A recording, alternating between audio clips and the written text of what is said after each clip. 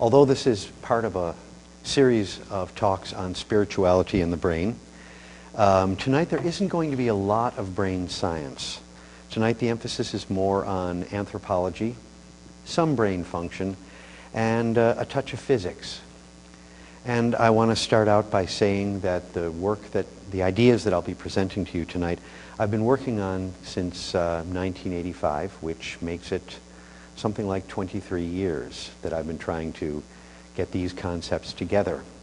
And it actually sort of came to a conclusion in 1999, 2000, when the ideas that I will be presenting tonight were published in the Journal for Near-Death Studies. And the title of that publication was The Structure and Function of Near-Death Experiences, an Algorithmic Reincarnation Hypothesis. Now that makes it all sound very heady, but you have to write that way when you're writing for the journals. When the paper was published, and this is a peer-reviewed scientific paper, once it was published there, and a theory of reincarnation was reviewed by a group of scientists who all agreed collectively that this was worth publishing. From that time on, reincarnation became a matter of science for scientists to debate among themselves, both to see whether or not they agree with it, see whether they can find something wrong with it, and hopefully eventually come to some agreement that the hypothesis is valid. Let's begin. Reincarnation and near-death experiences. One fundamental assumption that I make, and it's almost impossible to build a scientific theory without an assumption of some kind. If you don't like assumptions, then you should leave Albert Einstein's work quite alone, because he uses several to build relativity. And it's a fairly standard part of scientific method.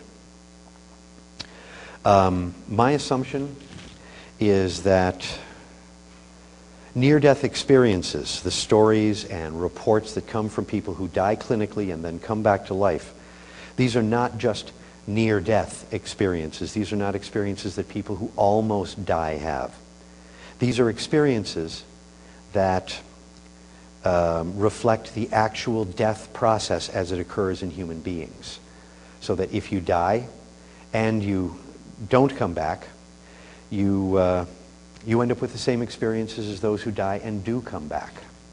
So this is an important assumption, and there are a few researchers who don't agree with me on this point. They think that near-death experiences have nothing to do with death per se, or that we can't draw that conclusion because there isn't any final evidence. This assumption allows me to use evidence and experiences from people who've died and come back to life as evidence in building the theory that we're going to be looking at tonight. Reincarnation, the idea of reincarnation, has many seeming points of origin in history. The Greeks believed in it, the Gnostic Christians seem to accept it. It has a long history. But the very origin of the theory seems to have originated in India, well before the time of the Buddha. And in their experience, actually in their understanding, they felt that the experiences that came to people deeply in meditation were experiences that somehow opened death's door and allowed them to look into the other side. That the profound states of consciousness that they would access in the course of meditation, yoga, and so forth actually showed them what was going on in the realms beyond death. Now there's some truth to this, but in fact there were simply not enough near-death experiences available to them for them to build their ideas about the afterlife from people who had actually seen it firsthand. They felt that meditation, yoga, spiritual practice of any kind, what they called sadhana, was actually a way to defeat death by breaking the cycle of birth and death and rebirth and so forth.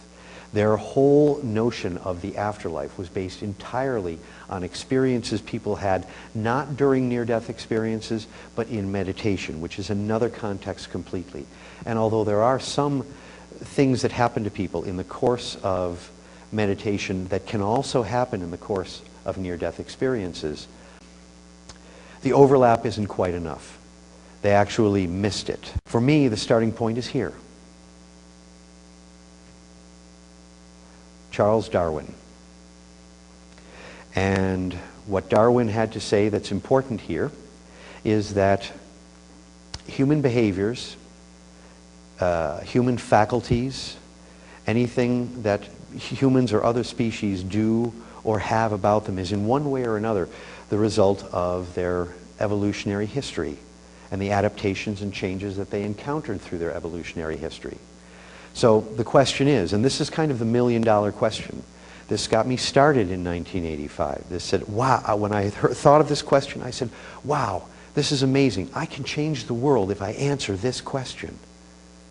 And the question is, if reincarnation is true, if it actually happens, and if Charles Darwin was right, then isn't reincarnation an evolutionary adaptation that contributed to the survival of our species at some point in our evolutionary history? Now that's actually worth letting in for a moment. If there is such a thing as reincarnation, and everything about our species comes from our evolution, then reincarnation is the product of biological evolution. The same process that got us binocular vision, our upright posture, the ability to walk as we do, our language, everything about us comes from evolution. We reincarnate. But that, because of the nature of the phenomena, this behavior, dying in a certain way for some certain purpose, is something that we can't actually observe firsthand without being dead. We can't prove that reincarnation happens. What we can do, though, is look at the evolutionary advantage, the value in terms of survival that reincarnation would have conferred upon us, and then look at some of the mechanisms as to how it might work. And this would give the theory an explanatory power. And one of the things that tends to be the hallmark of a good scientific theory is that it can explain a lot, hopefully more than its predecessors. Now, the predecessor to the idea that I'm going to be presenting tonight, which is, I would like to call it Darwinian reincarnation, is the idea of sin, virtue, heaven, hell, God, judgment, and that whole complex of ideas. You don't have to have a very good theory to explain things better than that complex of ideas explained them. In terms of traditional reincarnation, I read things that told me that if I ate pork, I might reincarnate as a pig. If I swatted too many flies, I might reincarnate as an insect. Well, it is a guide to pushing people into a kind of morality, and that's different from a guide to the truth. So,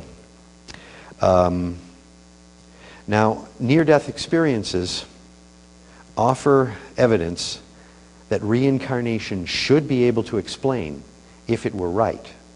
And I'm talking about the traditions of reincarnation, not what we're looking at tonight. So, when I learned a little bit about near-death experiences, I knew that this was a kind of evidence that classical reincarnation theory and certainly the notions of heaven, hell, and a judgmental God never could. It just plain didn't fit.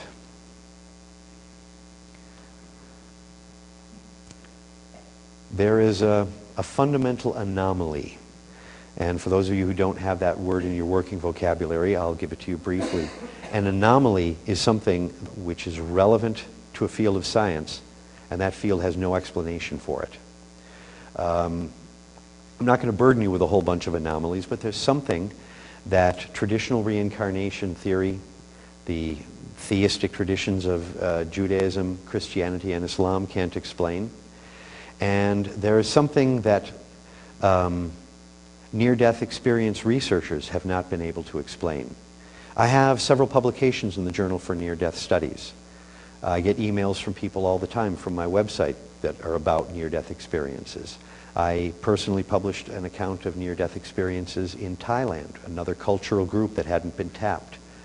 And no one knows the answer to this question, and that is, how is it that we can die in a certain way, having a certain set of experiences, when all opportunities for mating are gone at the moment of death. We can't say those who died this way survived and those who died that way didn't survive. This is the normal filter of Darwinian evolution. But how do you get people who survived death so that there's an advantage to dying this way instead of that way?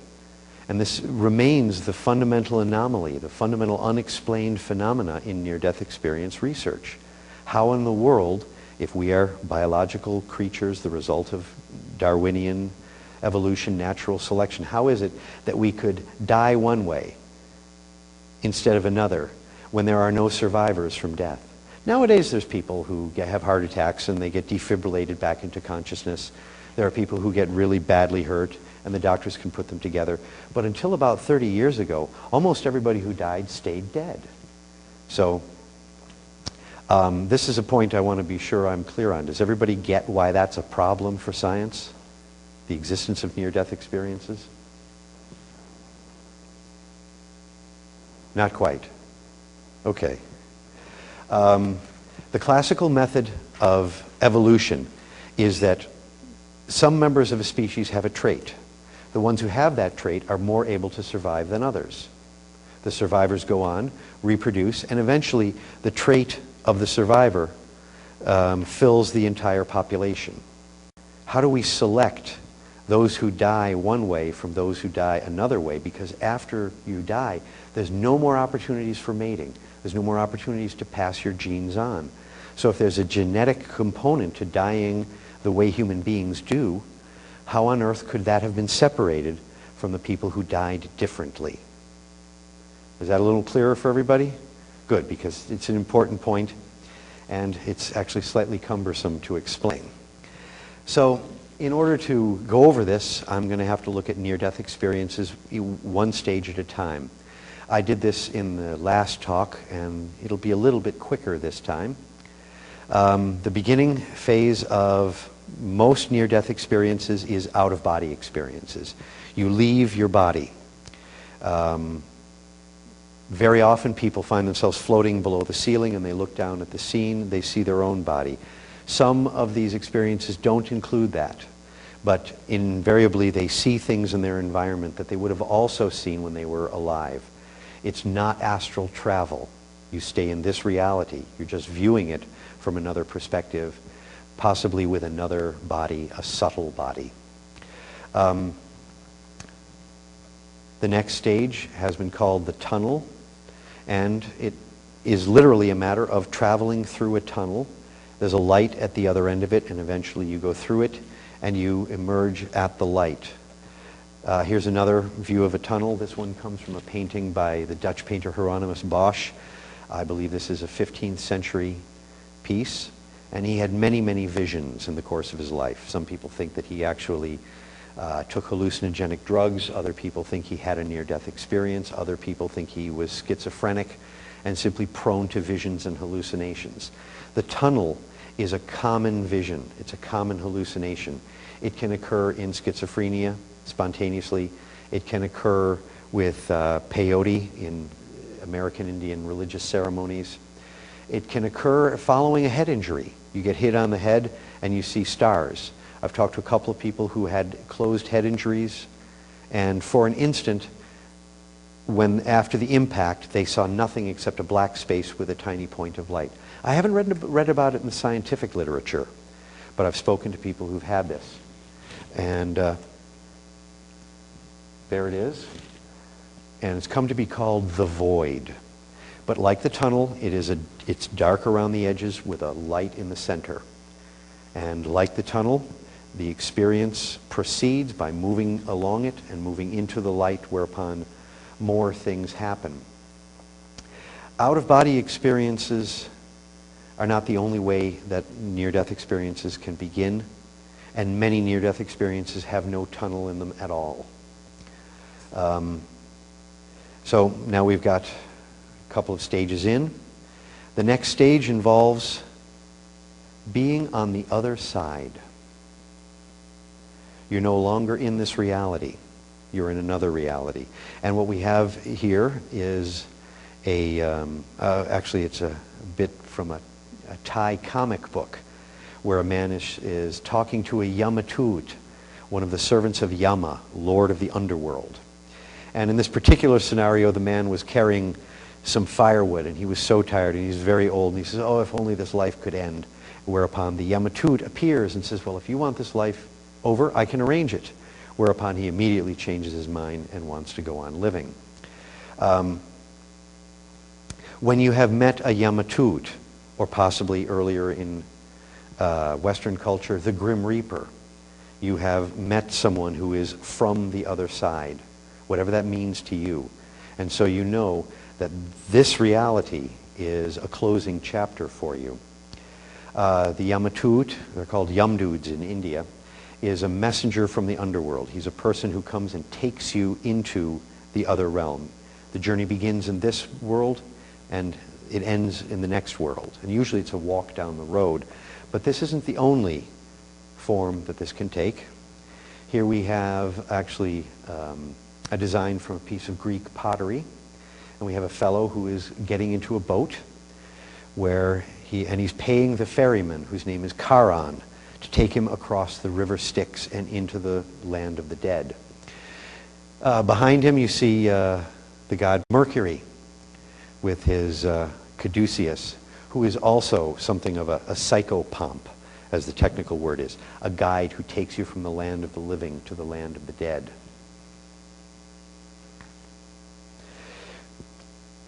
These experiences, this phase of the death process has to do with no longer being in this reality, but rather being in another. Being, so to speak, on the other side. Now in the West, we have a pretty good deal as far as the other side is concerned. It's invariably pictured as heavenly. For some reason, Christian heaven has Greek columns in it. The space is filled with clouds. There are angelic holy beings. The soundscape is filled with choirs. Everything is gorgeous. And it's, well, very, very pleasant. You might even call it heavenly. Again, when that happens, you're finished with this reality, you're now in another one. And who do you meet in the next reality? You meet a being that near-death experiencers, wanting to avoid the word God, have called the being of light. And the being of light is almost always identified as God. We'll see a similar being coming up very soon. The next stage in the process has been called the life review. And in the life review, you review your life. You re-experience it. It passes before your eyes. I've seen 2 recorded cases of near-death experiences in which people saw different phases of their lives being projected on a wall with hundreds, dozens of television screens, and each screen is playing an episode from their life. And so they all at once see all of these scenes unfold, and all at once they apprehend the life they have just lived. In, again, Thailand, which happens to be the culture for comparison that I know best, the life review consists of having your karma read to you from a book, which has gotten the nickname the Book of Karma. And here you see Yama, lord of the underworld and master of the Yamatuts, listening to pleas from people who want to be judged lightly. They don't want to go to the hell of being boiled in oil, or the hell of being cut to pieces, or the hell of climbing spiky trees, or the hell of being burned alive. They got a lot of hells. But I would like you all to understand that of all of the people who witnessed these tortures in near-death experiences in India, Thailand, and the very few accounts we have from medieval Europe, where Dantean-like understandings of hell were quite common, none of them ever experienced these tortures themselves. They witnessed it, but did not experience it themselves, even when things didn't go well for them. Because that's not what it's for. Seeing these tortures in a hell isn't to punish you, it's to convey to you the message that you are now in another world. Moving on, we have another picture of Yama. This one is a little friendlier. This is from a Thai religious poster, And there is his scales. One side says virtue, bun, and the other side says sin, bap. And according to your balance of bun and bap, or virtue and sin, you are assigned either to an immediate rebirth, or you get to go hang around in heaven. And they have several heavens, which seems only fair because they have so many hells. Or you are sent to be reborn as an animal or something. Here is a close-up from the earlier image, and that is the Book of Karma. And interestingly, Yama, the Lord of the Underworld, does not read the Book of Karma himself. He has an accountant do that for him. Yama remains connected to the person that they're talking to. So the scales appear in other cultural contexts as well. Here we have Anubis, the Egyptian god of the underworld, weighing another soul. This image of the scales of justice seems to come from the scales of fairness and right. And it goes back very, very far indeed, and is found in many, many cultures.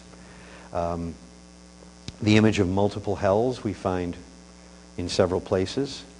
This one is from Java, and is a very visually complicated image, as you find in Javanese art. And it's hard to make out anything except that, and I believe I can point him out, here is the Lord of the Underworld. Just behind him is the book. And here in the forefront are some people who are being boiled as punishment for their sins. Here we have it in China, where we have, he's no longer named Yama, he's called Yeng Wang Ye. And he is the Lord of the Underworld. In front of him is a scroll from which the person's sin and merit are being read. And in the forefront you have people being tortured. I believe what we have here is some people being, naked people being speared and skewered. And when they're naked, that's usually a sign that their sins are sexual in nature. There's some people having other unpleasant things that I don't really want to think about too much being done. But this notion of an underworld with a lord of an underworld, judgment, and hells for people with different sins we find almost all over the ancient world. Dante brought it up in Italy. Here we see it in China. It occurs in India, Southeast Asia, and so forth. But that didn't prevent it from leaking into the West. And the classical Christian teaching comes from 2 books of the Bible, 2 verses in the Bible. Amazing how much profound, absolute truth we get from just 2 sentences. And the first one is from Matthew 25:41. Then he shall say also unto them on the left hand, Depart from me, ye cursed, into the everlasting fire prepared for the devil and his angels. And the other verse comes from the book of Revelation. It says, Whosoever was not found written in the book of life was cast into the lake of fire. And here we have a cartoon, a comic book that I can remember seeing when I couldn't have been more than 15 years old. And there is the shining God saying, Open the book of life. His name does not appear, Lord. Depart from me, ye cursed, into the lake of fire. Not a very nice thing. All of these are ways of reviewing lives. Most of them are kind of symbolic. In the Thai near-death experiences, there will just be 1 or 2 incidents from the person's lives which are laid out, and they actually typify the entire person's life as though a behavior pattern was the reason for their judgment and not specific sins. In the West, with Christianity, it's very much more a matter of specific sins. If you're Catholic, you confess a specific sin to a priest and you get forgiveness, and that sin is gone. If you forget to confess a sin, if you did something wrong and failed to tell the priest about it, you still had that sin on your conscience. You still had that sin to account for before God. But the most common near-death experience, life reviews, are in fact extremely hard to picture, and they're much more common. One, your life passes before your eyes. You can see it as though it were an extremely high-speed movie, and yet you take in every single incident, and you have an emotional reaction to it. You see something you did that wasn't a good thing to do, you feel bad. Even if it's for a picosecond, which is a very short period of time, the emotion is still there. The next one is you re-experience your whole life in an instant. Only there's always a slight shift in perspective. You're not re-experiencing your life firsthand the way you did when it happened. You're re-experiencing it with another emotional content. So that whereas before you got angry and felt that someone deserved your anger, your shouting or your angry action, now you re-experience that, and this, somewhere in your consciousness, you're aware that anger wasn't the best thing. You can feel differently about it when you re-experience your whole life in an instant. After the life review, there's the transcendent experience. And the transcendent experience takes different forms in different cultures. Again, it's not that common because it usually comes at the end, and not all near-death experiences get this far before the person is revived. But one of them is the Akashic Records. And in the Akashic Records, you can in an enormous hall, and everything you want to know is revealed to you. You think of a question, a book can appear. Open to the page, and there is your answer. In other cultures where the highest wisdom comes from different sources, and people are not accustomed to taking their own consciousness as the source of deeper explanations for things, understandings of what life is about. There, it is the religious teachings that are the source of the highest wisdom. So if you really experience the cosmic stuff, what you're doing is getting religious teachings. And here we have a Buddhist monk who is teaching the Dharma, the teachings of the Buddha, to two gods, one of which is Indra, the blue fellow, and the other of which is, I believe, Sri Arya, who is actually kind of a messianic Buddha to come, a kind of savior that hasn't been born yet. In other cultures, you might find yourself with a tour of a crystal city or a city made entirely of light, and whatever you want to know about is somehow revealed while you're there. Then there was this one. And this does not come from the fellow's transcendent experience, but it illustrates what he saw reasonably well. His name was Mellon Thomas Benedict, and while he was having his experience, he would think of something he wanted to understand, and a shape would appear in front of him, a geometric shape, and that shape would convey by its form and by its movement whatever question was in his mind. And he asked some profound ones. He asked things like, how can we heal all human bodies? And if everything happens for a reason, then what was the reason for the Holocaust? You've got 6 million Jews, 2 million Gypsies, and 5 million Russian prisoners of war that were starved to death to account for in this notion that everything has a purpose. Some transcendent experiences are much nicer. This one I couldn't leave out. This is Muhammad's tour of the cosmos, known as his Miraj, not to be confused with Mirage. And he went to heaven and he met Abraham and Moses and the great prophets that had come. Now, the point to going over this briefly this way, and it hasn't been quite so brief, or so I see when I look at the clock, is that each one of these phases in the near-death experience has a function. The death process is the result of evolutionary adaptation. That which we take on as adaptations in our evolutionary history all functions for something.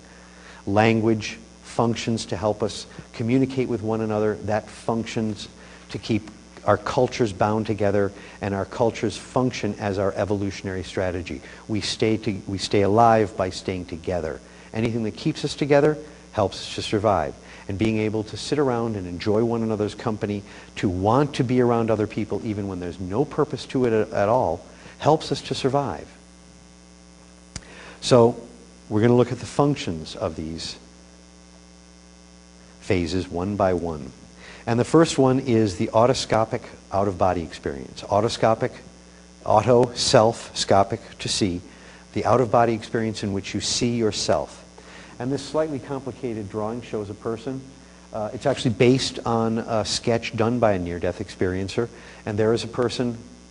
The picture shows the perspective of a person who died of a heart attack and is now in the emergency room, being defibrillated.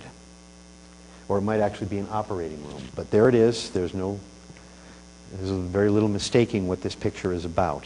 You see yourself. What's the function of seeing yourself when you're out of your body? You know you're dead. And it's important to know that you're dead, because if you don't know that you're dead, nothing that comes after makes any sense. You're so filled with questions. What is going on here? Is this a hallucination? Did someone slip something in my drink? What's going on? Answer, you're dead. In Thai near-death experiences, where the common first episode is of being taken to the underworld by a servant of Yama, the first thing that Yama will tell them, or the Yamatut, the servant of Yama, will tell them is, you're dead. You're dead, I've come to take you to hell. What's going on? You're a corpse, man. Come along with me. It doesn't even matter whether your papers are in order or not. You're coming along. The next phase is the tunnel, again as before, or the void, or that walk down the road with the servant of the Lord of the underworld. You are now moving from this world into another world. You're making a transition. You're going somewhere. Next phase, you're in the place of the dead. And that's different depending on your culture. What this says is you are now in another reality. And this makes it very much easier to drop the rules of this reality. When you are dead and you're in heaven and you're faced with God, or you're faced with the judgmental, wrathful Lord of the underworld, you don't expect fairness. When you're here in this life, you do expect people to be fair, to treat you nice. On the other side, you get what you get. And because you know you're no longer in this world, it's easier to accept that you're living by a different set of rules, so you don't have to resist the process. The being of light, another image of a radiant, shining God. Or the being of darkness. This is a Tibetan Buddhist rendering of Yama, the Lord of the underworld, who somehow grows a horse's head or an ox's head when he gets to Tibet. These are the dominant males. God, wrathful being. These guys are powerful. You don't argue with them. You don't disagree with them. What they say goes. It doesn't make any difference whether when you were alive you were a general or the CEO of a large corporation or president of the United States or what. When you get to the other side, somebody else is the alpha male and you take orders. And that makes it very much easier to go through the process that the death process is for. The next one is a transcendent experience. What's the point? The reason it's there is because so many of our world's cultures and our religious traditions tell us that when you die, all mysteries will be revealed. There will be no secrets. Somehow, understanding will be given to you. And if you die and you don't have, if you cling to that, if you really want to understand the fundamental stuff of this world and you're not getting it, in the course of the normal death process, you can get a bit of an extension where you can get more information so that you can feel that your death is complete. Part of this whole process is about feeling that your life is complete, and that isn't quite done until you feel that the death process itself is complete. And if you believe that you're entitled to explanations for things like the Holocaust, man's inhumanity to man, war, aging, and all that other stuff that we have to put up with when we're alive, then it's going to be hard to let go. So, I'm going to take a little change in the subject here. Again, each feature of our species is the result of an evolutionary adaptation. Here we have the opposable thumb, without which we couldn't do very much. We can wield a scalpel. We can use tools. The human beings have finer motor control through their fingers and hands than any other species known. We can do things with hand and eye that go down to sub-millimeter sizes. Takes some experience and training in the field, but you can get there. Our brains are unique. Actually, for our body size, our brains aren't that much bigger, but they're very much more complicated. lots more folds, lots more surface. The deeper structures have more things like nuclei and layers and so forth. And when we emerged as a species, two parts of our brain changed more than others. The frontal lobes, just over your eyes, and the temporal lobes, just over your ears. Language centers are on the left side, on the temporal lobes. We got new language when these brain parts changed. Our memory skills were greatly amplified because we were so much more social. We had to remember what we said to people and how we related to them far more than any species that had came before us. Our memories got an upgrade. Our social skills got an upgrade. We became very much more intelligent. Sure, we could break a rock, get a sharp edge, get some rawhide, soak it in water, take that rock and attach it to a stick, let the rawhide dry and hold it into place, and then we had a stone tool, and that takes intelligence. But what really takes intelligence is to tell your wife that you'll be back in half an hour, come back 2 o'clock in the morning, drunk, find her waiting up for you as you arrive with lipstick on your collar, and then lie to her about the whole thing in a way that persuades her not to throw you out. That takes intelligence. And that's where most human intelligence goes, is in relating to other people. Having an enemy is easy. I hate you, you hate me, let's throw rocks at each other, then let's go home. Having a friend is complicated. Someone is filming this video. We had a deal made. We have what anthropologists call a social alliance that leaves him doing what he does and me doing what I do. And then later on there will be some reciprocity, which would surprise no anthropologist. The big leap forward in human intelligence was about relating to other people. And then, because nearly every phenomena that occurs in near-death experiences has been elicited through stimulation of the temporal lobes, it is very likely that the death process in humans that originated when there was some point, which I will get to soon, also was a part of this upgrade to our brains, this radical leap forward in our temporal lobes.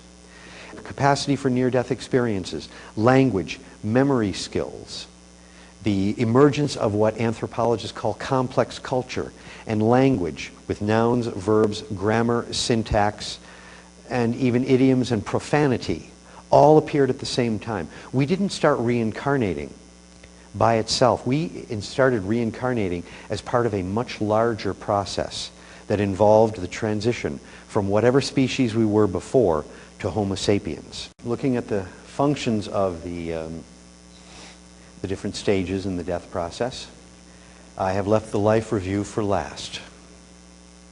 And the reason is it's really the most important one. So what's the function of the life review, you may ask? Remember that when people see themselves enacting behaviors in the course of their life, they have emotional responses to what happens. And my hypothesis, my idea, my concept is that this separates behaviors to repeat from those to avoid. You see yourself doing something in one life and you feel good about it, that's a good thing to do in your next life. If you don't feel good about it, that's something to avoid. You cannot mate when you're dead. Where are you going to repeat these behaviors? You can't repeat them in this life because this life is over. The only place to apply the lessons you learn, watching yourself do this and watching yourself do that, is in a next life. You can't, this is why I believe you can explain near-death experiences by taking recourse to the idea of reincarnation, and you can't explain them without it.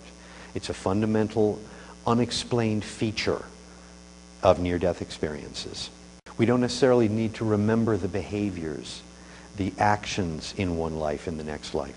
If you just have a record of the state of consciousness that inspired you to do things that you feel good about, and the state of consciousness you were in when you did something that you feel bad about, that's quite enough to guide you in a next life.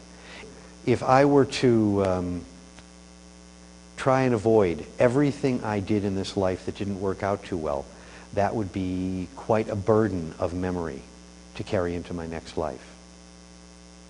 But People have personality traits. They have patterns they act out again and again and again. So that if you can, instead of focusing on the specific behavior, you can focus on the state of consciousness that engendered it, that motivated it, then you can rule out hundreds of maladaptive, counteradaptive, or just plain bad behaviors without ever having to encounter that behavior ever before. If you know that being angry among your own people is liable to create trouble, you can avoid that. You don't have to worry about doing this or that thing with your own people. You just try to avoid being angry. This allows us to separate not behaviors but states of consciousness, and allows us to avoid huge numbers of behaviors with a very, very few past life instructions. And here is a picture of a silverback male. If he is the alpha male among his troop, that's why they call him the silverback. When you become the alpha male among gorillas, the hair on the back turns silver. If one silverback male dies, the next one in line, the next senior ranking gorilla, will find himself growing silver hairs on his back. And then everybody treats him like the silverback male. Acquiring social rank is extremely important in all primate species. What we have here is a picture of a group of gorillas with the silverback male among them. And generally speaking, you get to be the alpha male through aggressiveness, through fighting, through struggle, through campaigning to become elected, during which campaign you would do everything you can to make your opponent look bad. If you are among gorillas, you actually fight. If you're a deer, you clash horns with other males. Getting to be the alpha male involves considerable struggle. But remaining the alpha male involves something else completely. In that situation, you're better off dispensing favors, making the other people around you feel good, giving them reason to support you as you continue to be the alpha male. So you have to struggle to get to the top, but then after that, you don't struggle anymore. In fact, you have a better chance of being the alpha male by not struggling. And the reason this is so important is that aggressiveness is probably the single most destructive, bad action karmically. The state of consciousness that inspires violence is one of the most destructive that a person can live with. But almost all of them are social. Nearly every negative behavior that a person can enact is negative because of the way it impacts on other people. Now we have a consciousness about the earth itself. Whereas before we would only feel bad about hurting someone, now we don't feel so good if we use paper plates instead of plates that we wash. We have to be green as well. The concept of our people, be nice among our people, be nasty among competing tribes and hostile nations, meant that there was a basic division between our people and other people's people. And within our people, you are very, very nice. And with other people's people, you can be just as nasty as you feel like being. And now we have expanded the concept of our people to include everybody on the earth. Because someone pollutes in Jakarta in Indonesia and we breathe it in our air over here. You can't, these days, if war goes too far, you end up with nuclear war, you end up polluting the entire planet. When someone fouls the air somewhere else, you breathe it over here. Now everybody's people is part of our people. And that took quite a while. That was World War II. We do not live in a vacuum. All nations must unite. We created the United Nations in that era. And now our planet is one of our people too. The concept of where it's okay to be negative and where you need to be positive has been expanding in our living memory. But at one time it was confined only to your own people. Bad karma, bad action, bad behavior was behavior that impacted on someone who could impact on you, and that meant your own social group. The basic bad behaviors, the sinful behaviors, the nasty karma from nearly every religious tradition, they're all about the same. And there are 4 types of primary negative behaviors. The first is stealing. You don't take things from other people. That guy worked to raise those pigs. You can't take them and eat them. He worked doing slash and burn agriculture to grow those yams. Those are his yams. You can't take them all out of his garden and go trade them for a daughter to marry your son to, as they do in some cultures. You can't steal. If it isn't yours, you're not supposed to take it. You can't take what isn't given freely. The next one is sexual offenses. You're not supposed to have sex with people that you're not supposed to have sex with. Now, there was probably a time in human history where this didn't matter very much, when every woman raised every child. So it didn't matter who was the father.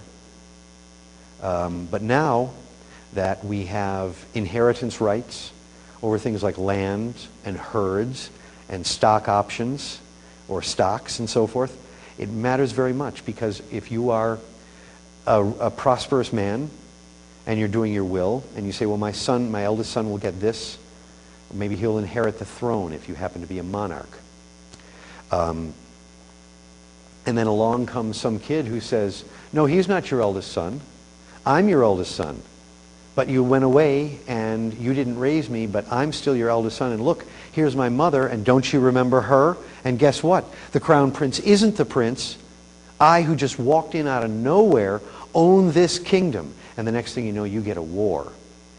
Now, this theory, which is widely accepted but rarely discussed, is known as the origin of the family, private property, and the state, and it was laid out by Friedrich Engels in a book of that title in the mid-19th century. And this is Friedrich Engels of Marx and Engels, Karl Marx's partner. And it's actually a fairly hard book to find, but I've never run into any anthropological thinker who had a problem with it.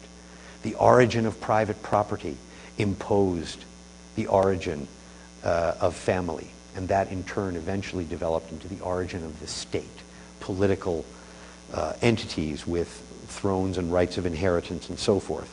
Now we may have moved past some of that with the advent of democracy, but the fact is, even once that's done, we still have an awful lot of property to be dispersed and to be husbanded and taken care of and documented and so forth. And what this means is that it's still, to a large extent, and for other reasons, still not a good idea to sleep with the people that you're not supposed to sleep with. You can create a lot of trouble. Thou shalt not covet thy neighbor's wife. Thou shalt not covet thy neighbor's goods. The other one is defying religion. Religion is a powerful, cohesive force that keeps a culture together. Everybody gets together to worship the gods.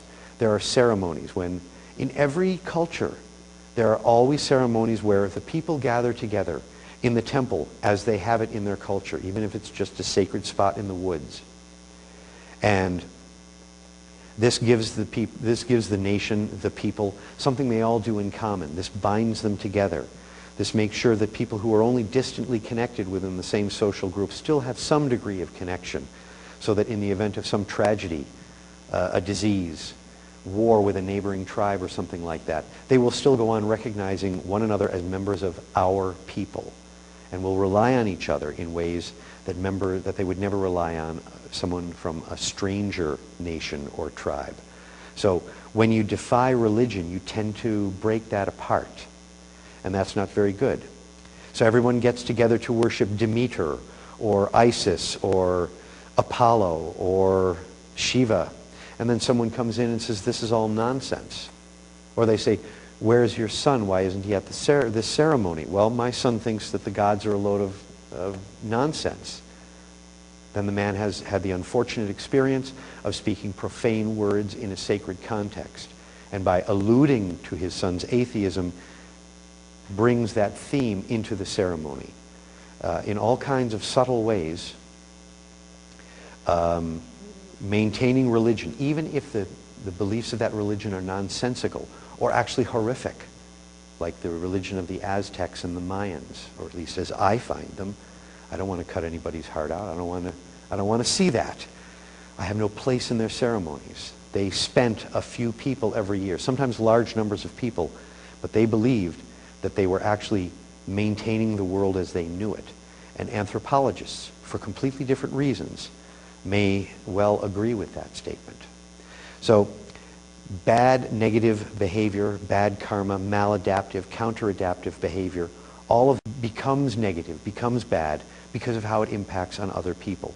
Bad karma, states of consciousness that engender negative behavior, and that's my definition for karma, states of consciousness that engender specific kinds of behavior. Bad karma is social. Now, here we have a chief. Actually, he's a chief from the highlands of New Guinea. By being the chief, he shows us one of the main advantages of reincarnation, of having a life review, of having a body of karma, something in your mind that tells you what states of consciousness to go into and which to avoid, and maybe even more than that, when to go into them, when not to. You don't fight your own people, but if you're attacked, you fight the neighboring tribe. Fight them and it's good. Fight your brother, your friend, and that's bad. So it's not just about whole classes of behavior, it's actually context. By being the chief, what he's obviously done is lived according to the rules of his culture well enough that he got to go be at the top. Karma is suited to living with people in a cultural context. Karma, I want to underscore this as well as I can. Karma, reincarnation, pre-adapt us to social success in cultural environments. And cultural environments are the only ones we know. The more able you are to live by the rules of your culture, the better a chance you've got at being an alpha or beta, male or female. Some people have asked me, well, is it possible to reincarnate as an animal? I want to be a house cat because they've got a good deal in life. Well, I want to be an eagle because in this life my name is Soaring Eagle.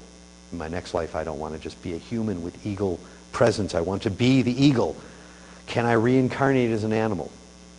And the answer is, if past life learning is useful in cultural contexts, and human beings are the only species that have this strong reliance on culture as our evolutionary strategy, then our past life learning will be absolutely useless if you reincarnate as a salamander.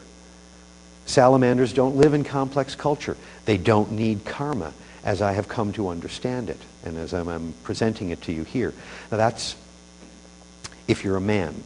Now the other thing about being a man and having social success, especially among primates, and we are primates, is that the higher your social rank, the more mating opportunities you have.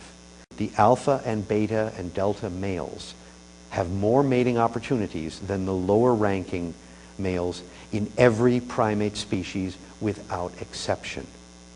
I have past life learning. I know the social rules a bit better than I would if I didn't. This means my DNA gets passed on more. Now I'm a male. If you are a female of high rank, and here we have, thanks to Mel Gibson, an illustration of a Mayan aristocrat, which I'm told is very well reproduced and quite faithful to the archaeological evidence. And if you're a female, a ranking female, you have better chances to get your young raised to adulthood, because you're the one to whom all the other females in your group, and some males as well, want to curry favor with. So the women go out and they gather roots, nuts, berries, proteins, starches, carbohydrates, vitamins and so forth, and they want to be on your good side. So they come back and say, hey, look, I got 20 pounds of manioc. My family's only going to eat 10 pounds of this before it goes bad. Have some manioc root. Doesn't matter whether she's got 50 pounds next to her or not.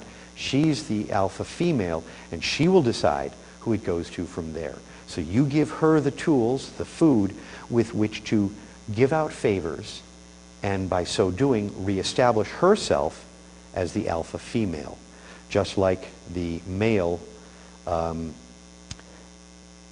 needing aggressiveness to get to power, but needing the opposite to maintain power, does with his kinds of social favors. And it is very much a matter of gentleness once you're in power. There's a story told by Richard Leakey, and it's in the book Origins, which is one of his books on the origin of the human species, which I believe has gone out of print because our lineage has changed since the book was written. An anthropologist is staying in a tribe of hunter-gatherers, and the anthropologist was told by someone in the tribe that they were going to do something with him. You know, I'll sit you down on Thursday and I'll tell you all about my family tree so you can make your notes. And have you got some tobacco, my brother? Well, Thursday rolls around, the guy doesn't want to do it. And he says, but you promised and I gave you tobacco. Now you need to tell me your story so I can write it down. The guy says, I'm not in the mood. I don't want to hear about it. Later. And the anthropologist has to get on his plane and go home, and he wants the story. So he went to the chief of the tribe and said, hey, this guy over here promised he would tell me his story. And he said he would do it today. And now it's today and he doesn't want to do it. The chief says, so? He says, well, you're the chief. Yeah? Well, can't you just tell him to do it? The chief was like perplexed and leaned back and said, I'm the chief. If I told a man to do something that he didn't want to do, I would no longer be the chief. How does the female get to be the alpha female? That is different in different cultural contexts. One of them, and one of the most important ones, is to be the mate of the alpha male. Another one is to be so skilled at social manipulation that she is able to get lots of women to do the things that she wants them to do, and her, having perhaps a bit more intelligence than other women, is better able to see what the group as a whole needs. There are more ways for women to become alpha females than there are for men to become alpha males. Sooner or later, to be an alpha male, you have to strut your stuff and show your skill as a warrior. In most cultures, not all. Sometimes simply showing off your wisdom can be good enough. But generally speaking, the wisdom is the domain of the shaman, who is a political power in many tribes, separate from the chief, the warriors, the families, and so forth. He is uniquely spiritual. So now we understand what the point of reincarnation is. It pre-adapts us to live in a cultural environment so that we have a better chance of getting to the top of the social ladder, where we have better chances of passing on our DNA. Through our children, seeing them enough up that they can pass on DNA of their own, or simply passing on our own DNA. Our own cultural experience has given us ample evidence that mating in itself is not only an act of pleasure, but demonstrates your social. Being an alpha female may indeed take more intelligence and more emotional intelligence, the ability to see what other people are feeling without them saying so explicitly and respond to it with the appropriate action.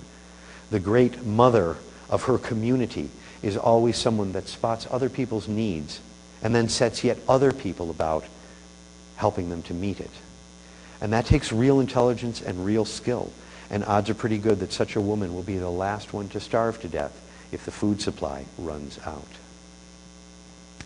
So what almost certainly happened was that those who had this kind of past life learning and got to the upper social ranks at first would have eventually filled the entire population so that they would have bred out those who did not have past life learning, so that now reincarnation didn't get you to the upper ranks of a human social group.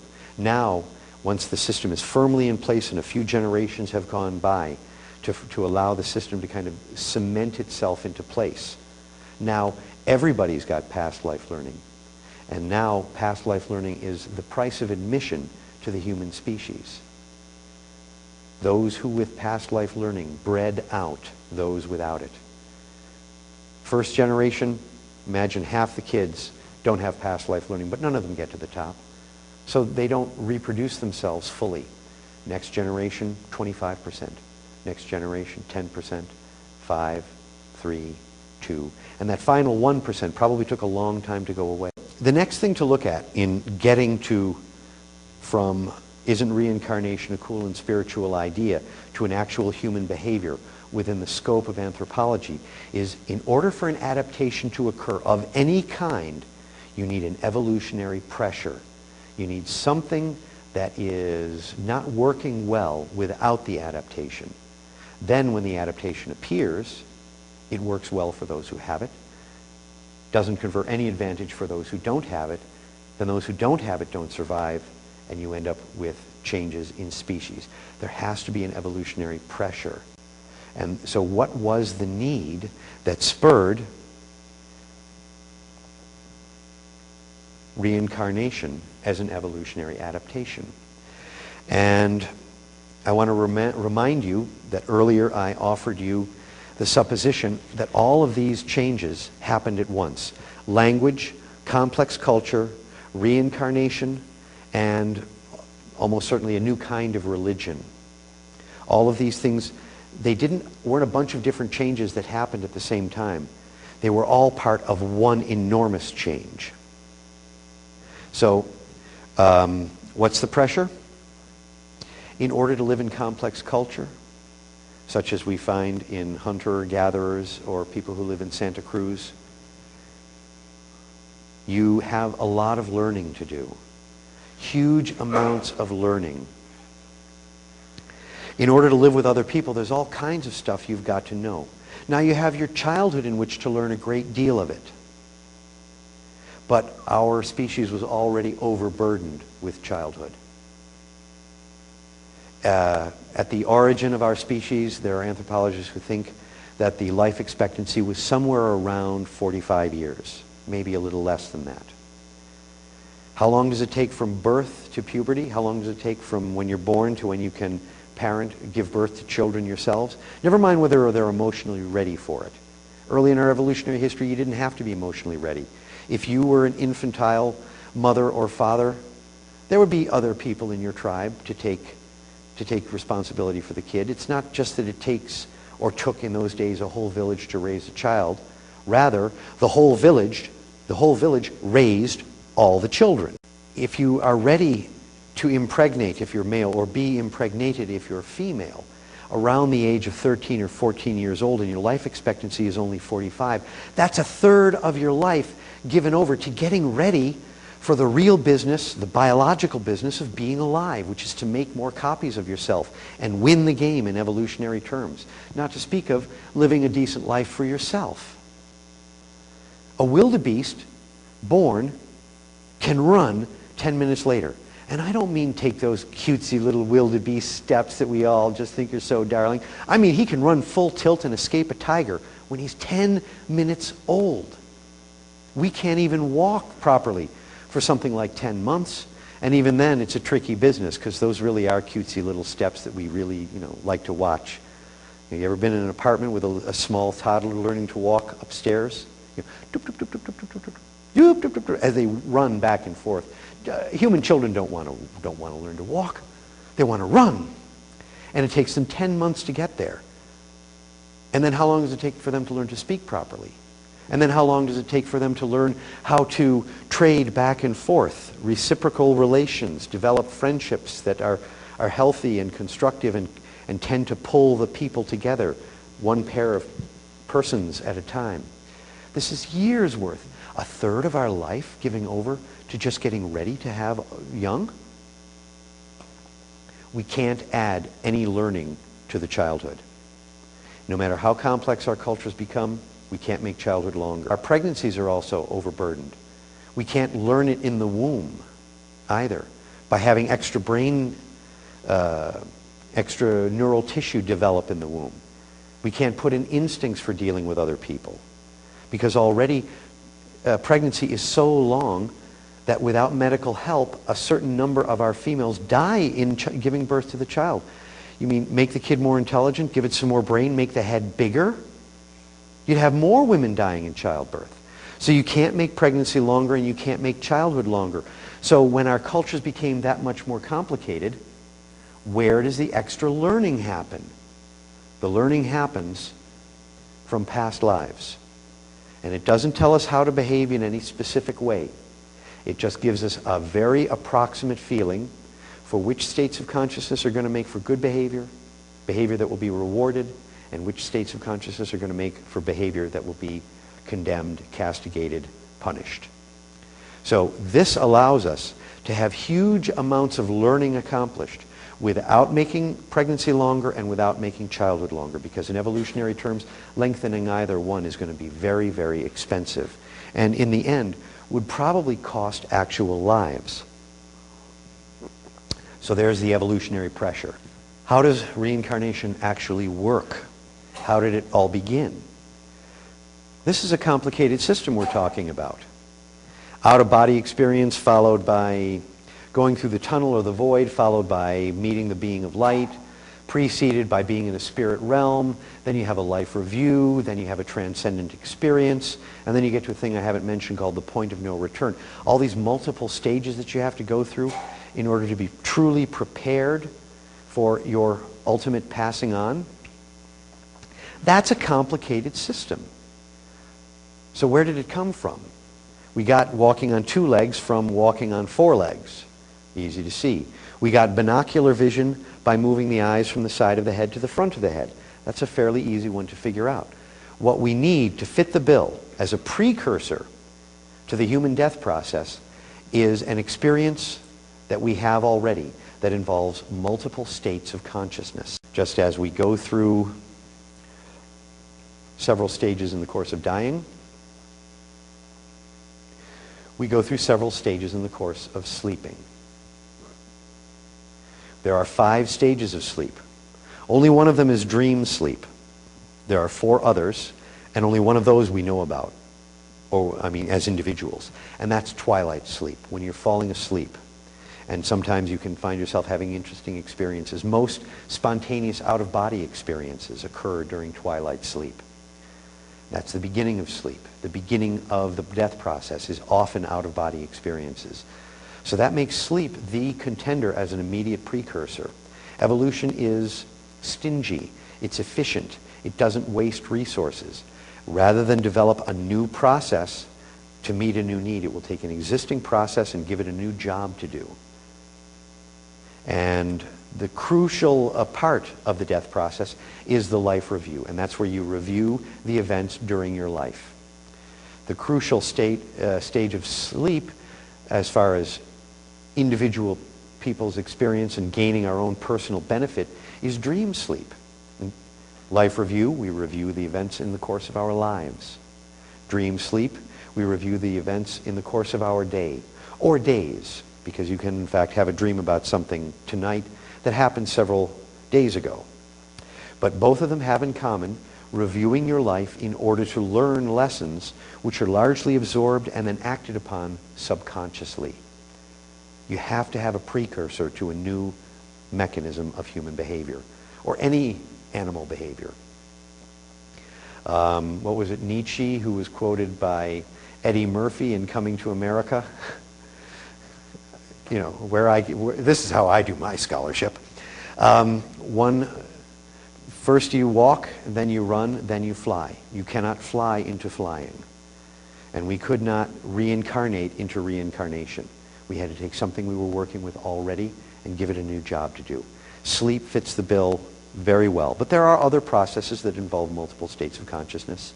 Sex, arousal, the act itself, orgasm, the valley that comes afterwards, eating, you're hungry, you plan to get your food, you think of what's in the fridge, how far is the nearest grocery store, you get your food, you sit down, you eat it, and then afterwards you feel good, and you want to digest and put your feet up and watch TV or something like that. The hungrier you are, the more intense the fulfillment will be. The same applies for sex, the same also applies to thirst, although that's got fewer states of consciousness involved. But when you're low on fluids, you go into a state of consciousness. When you're low on food, you go into a state of consciousness. If you are of an amorous disposition and you go too long without mating, you go into a state of consciousness. Multiple states of consciousness for single outcomes are very, very common in human experience. So the idea of multiple states of consciousness to get us dead and then reborn isn't really so far-fetched. More about mechanisms. How do you get information from a dying person into a fetus somewhere else? If this were radio, we'd be talking about a carrier signal. If this were two tin cans with a tight piece of string between them for an elementary school telephone, we'd be talking about a piece of string. If these were smoke signals, we'd be talking about the Earth's atmosphere. Now, but we're not. We're talking about the Earth's magnetic field. The brain operates, has electrical operation going on all the time. The electrical activity follows certain patterns. When you're in one state of consciousness, your brain produces one kind of brain wave. When you're in another, it produces another kind of brain wave. Your state of consciousness requires a pattern of electrical activity. And where there is electrical activity, there are changing magnetic fields. There are no exceptions to this rule. So, the electrical activity in the state of consciousness that follows the point of no return, when there is no longer any return to the body, even if your body is in an emergency room. Once that happens, that final state of consciousness is broadcast into the Earth's magnetic field, as everything that happens in our brain is broadcast into the Earth's magnetic field. So, as I said last week, we are not all one. I stub my toe, I feel the pain. You don't feel it, thank God. What? I wouldn't want to impose my stubbed toe on the whole world.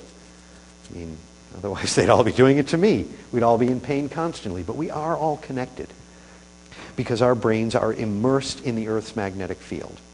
And there is even some reason to think that psychic connections between individuals works according to this. But that will be the fourth lecture in the series. And I'll be going into that quite extensively.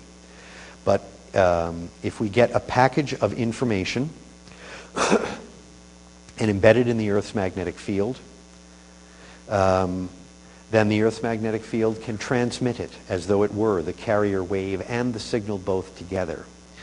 And then there is this study, which I don't expect you to read the title of because it's very small print on the screen there, but I want you to know that it exists. The title of the paper is Out-of-Body-like experiences are more probable in people with elevated, complex partial epileptic signs during periods of enhanced geomagnetic activity, a non-linear effect. And if any of you can say that 3 times fast, I'll give you $5. But what this study found was that people who were prone to altered states, that's the complex partial epileptic part, were more likely to have out-of-body experiences following a certain kind of brain stimulation when the Earth's magnetic field was unsettled. Again, out-of-body experiences are the most common first phase of near-death experiences unless the cultural conditioning leads the people to expect something different. And because we don't have specific culturally injected ideas about what death will be like, we begin without the kind of symbolic and mythical stuff that we find in Asia, the Yamatuts and the visit to the underworld and so forth. The first phase of the death process is out-of-body experiences. They are more likely when the Earth's magnetic field is behaving in a certain way. This makes the Earth's magnetic field the most probable carrier for information from one past life to someone's future life. So how do we package information from someone's past life to make it available for someone's future life? What we need is some kind of structure that is capable of bearing information, such as a wave. And waves are capable of bearing a great deal of information, as we know from radio and television carrier waves, carrier signals, which are in fact electromagnetic waves. So if we had a wave that held its shape together and could preserve information statically without changing while it existed, and that wave were in the Earth's magnetic field, using the Earth's magnetic field as its carrier, then we would have a cohesive bit of information. And there is a name for such a wave. Here we have a picture of one on water. It's called a soliton. And I'm going to throw another one of those $50 sentences at you. A soliton is, and I quote, a self-reinforcing solitary wave, not connected, solitary, not connected to a group of other waves. These are not like waves on the ocean, one after the other. This is one wave that maintains its shape while it travels at a constant speed. Now, waves, fields like gravitational fields and magnetic fields can in fact move. When the Earth rotates, its gravitational field rotates with it. And there are various ways of looking at this, which I'm not going to go into right now. But if any of you are familiar with the holographic theory of memory, that says that if you take two sets of waves and put them next to each other, as you get from dispersing laser light, the places where those waves meet and interact are places where information can be embedded. And you can embed a huge amount of information in just one wave. In fact, any fragment of that wave will be enough to reconstruct the whole. So if you had a soliton that could bear information, and there we have two of them in water, just like with a hologram, you need two lasers to make the hologram work. It is possible to have a single pair that function as a single wave, and in so doing bear an enormous amount of information. If it has a characteristic signature, a shape, a frequency, a pulse that goes with it, and a fetus in a womb somewhere were to broadcast its electrical activity that when broadcast as magnetic signals into the world around it were to match that pulse, match that shape, match that pattern, then it would be a piece of very simple physics to get that information into that fetus, where upon it now has past life learning, it can grow up, it has a good chance of getting to the top of the social ladder, it has a good chance of passing on its DNA or getting help for its young than another person would, and thereby win the evolutionary game. So we've got the means, the mechanism, the evolutionary pressure, we've got all of these things in order. And what this does is make it a scientific hypothesis that holds together well enough that at least one scientific journal was willing to publish it as a scientific hypothesis. And I didn't do the presentation in the paper as well as I'm doing it tonight, but I've had time to think since then. And what do we get? We get reincarnation as a science. I have not had occasion to take any of the traditional religious beliefs and offer it as a building block in this theory. It's all science. It's Darwin. It's a little bit of physics. It's a lot of anthropology. It involves the recognition that we are not just a social or linguistic species, we're also an hierarchical species, and everyone wants to get to the top. And so I have dared have the audacity, the temerity to call this the new science of Darwinian reincarnation. Now there's one last question that everybody wants to know, and that is exactly what's reincarnating. And I've been over this before, but I'll do it again quickly. What reincarnates is our karma, a repertoire of states of consciousness that guide our behavior in productive, adaptive ways.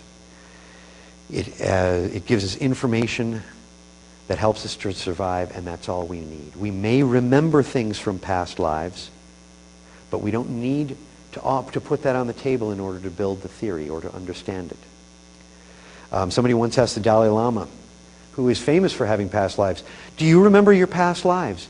He says, remember my past lives? I don't remember what I had for breakfast. Do we remember things from past lives? It's possible, but it's not what the core behavior is built out of. Perhaps after a number of generations, reincarnating, only remembering, only knowing which states of consciousness help us and which ones hurt us, then we may have been able to introduce more information in that. So that now, thousands of years, possibly as much as 200,000 years later, we could have all kinds of information that comes to us from past lives that we ourselves are not aware of. And if it's like our DNA, if it's like our dreams, if it's like the ordinary moments of living, a great deal of it is garbage data. How many times have you brushed your teeth, and how many times do you remember specific incidences of brushing your teeth? You do it every day. You don't remember it. It's not crucial. So a lot of what could be remembered may have nothing to do with anything worthwhile. The big question.